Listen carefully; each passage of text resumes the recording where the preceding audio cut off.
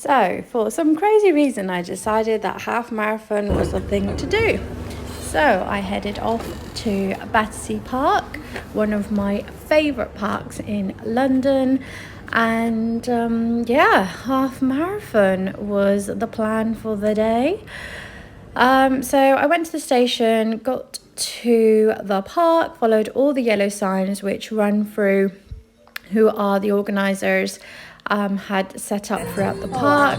Went to the area to drop off bags, sign in, and you get a little tag that you place around your shoelaces, and this helps them to track your time. So that was added onto my shoe. Went to the toilet, just tried to gauge the kind of crowd around. There were so many people, but it didn't seem like overwhelming. It seemed quite exciting, to be fair.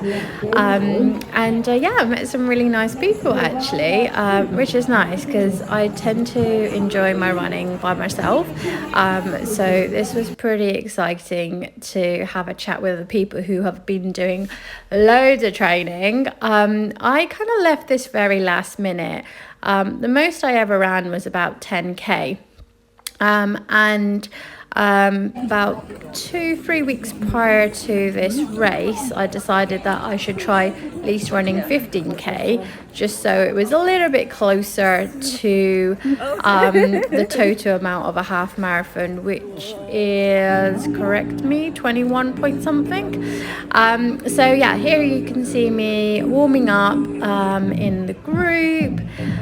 There were so many people, and it was just beginning to dawn on me what I was actually letting myself in for.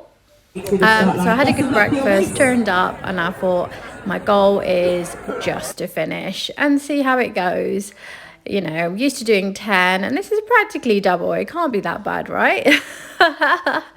So yeah, had a really good warm up, and then just started. It was practically between 8 to nearly 9 laps of a route at Battersea Park.